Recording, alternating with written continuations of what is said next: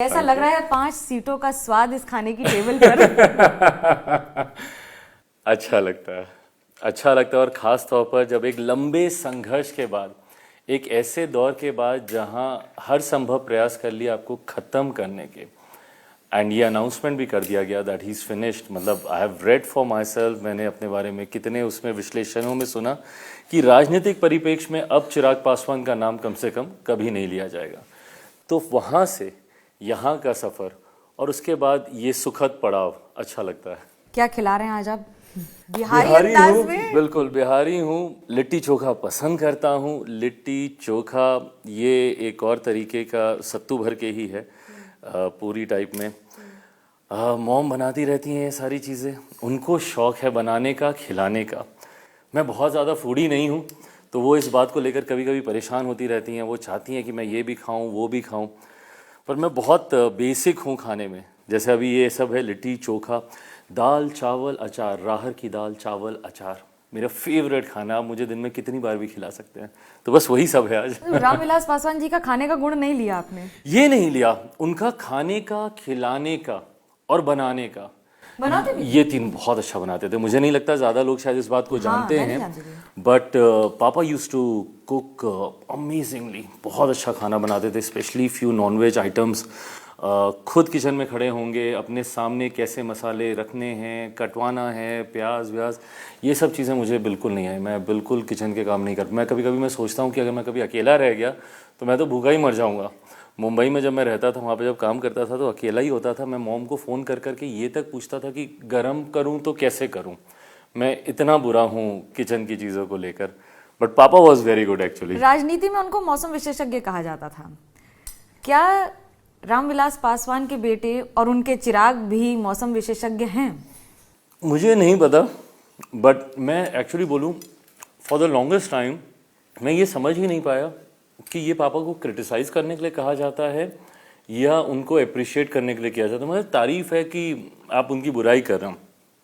आज जब खुद राजनीतिक इतने उतार चढ़ाव से गुजरा हूँ, आज मैं ये मानता हूँ कि अगर राजनीति की नब्ज़ पकड़ना आपको आता है, अगर राजनीति किस दिशा में जा रही है, जो टिपिकल कहते हैं कि हवा कहाँ चल रही है, अगर आप समझ सकते हैं तो राजनीति में इससे बड़ा गुण और कुछ नहीं हो सकता। सीखने की कोशिश ज़रूर की थी उनसे। ऐसा सीखा आपने कि आपने चाचा को निपटा दिया? तो ये निपटाया कैसे? निपटाना आई थिंक बहुत रूड वर्ड है। हार्ड वर्ड हो जाएगा। देखिए, हैं मेरे चाचा, और मैंने हमेशा वो इज़्ज़त, वो सम्मान हमेशा मैंने किया है। मुझे नहीं पता कहाँ राहें अलग हुई, मुझे नहीं पता कहाँ क्या चूक हुई और क्यों परिस्थितियाँ इस तरीके से आ गई। नहीं तो हम लोग का तो परिवार माना ही जाता था। पासवान परिवार की दुहाई दी जाती थी कि भाई ये परिवार है, एक साथ रहता है, एकजुट रहता है। कहाँ किसकी नज़र लगी मुझे नहीं पता, बट हाँ, अब मैं बहुत आगे निकल गया हूँ इन सारी चीज़ों से। और इस बार के भी सीटों के नेगोशिएशंस में भी अगर मैं बोलूँ, कहीं पे मेरी ये चिंता नहीं थी कि उनको क्या मिल रहा है, उसको क्या मिल रहा है। मैं सिर्फ अपने पे काम कर रहा था। मेरी सीटें, मेरा अधिकार जो बनता है। आपको नहीं लगता चाचा को भी 1-2 सीट दे देनी चाहिए थी? आई हैव एब्सोल्युटली नो से इन दिस, बिकॉज ये गठबंधन को तय करना था। गठबंधन में जो सबसे प्रमुख दल हैं भारतीय जनता पार्टी, ये फैसला अंतोगत्वा उन्हीं का ही होना था। और मैं मानता हूँ कि भाजपा इतनी वेल रिसर्च पार्टी है कि जो भी फैसले लेते हैं स्टैट्स के आधार पर, डेटास के आधार पर। मैं मानता हूँ राजनीति में जनाधार एक बहुत बड़ा आधार होता है सीटों के बंटवारे का। उस आधार में कहीं ना कहीं कमी लगी होगी भाजपा को। नीतीश कुमार के लिए तो आपने कहा था कभी साथ नहीं जाऊंगा, बड़ी बड़ी लंबी लंबी पानी पी पी के कस्में खाई थी। पानी पीना छोड़ दिया कि कस्में भूल गए? पानी पी के कस्में नहीं खाई थी, बट हाँ, मैंने इन बातों का एतराज़ मैंने ज़रूर रखा था। और मैं बिहारी फर्स्ट विजन को लेकर आगे बढ़ रहा था। और मैं चाहता हूँ अभी भी कि इस विजन को सरकारी एजेंडे में इनकॉर्पोरेट किया जाए।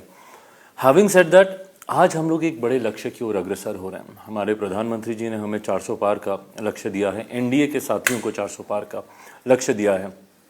ऐसे में जब एक बड़े लक्ष्य की ओर आप अग्रसर होते हैं तो कई बातों को भूलकर आप सबको एक मंच पर आना होता है। आज की तारीख में प्राथमिकता हमारी एक दूसरे से लड़ना नहीं, बल्कि एक मंच पर आकर गठबंधन को वो जीत देना जिससे हम लोग देश का वो लक्ष्य पार कर सकें, उसके लिए बिहार की 40 सीटें बहुत जरूरी हैं।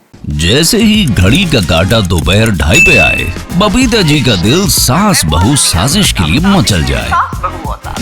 और ये है इनकी बहू, पूरे दिन ऑफिस की टेंशन हो जाए गॉन जब ये करें अपना फेवरेट शो फ्री टाइम पे ऑन। इनकी तरह आप भी देखिए अपना फेवरेट शो अपने टाइम पर और डाउनलोड कीजिए एबीपी लाइव ऐप अपने स्मार्ट टीवी पर।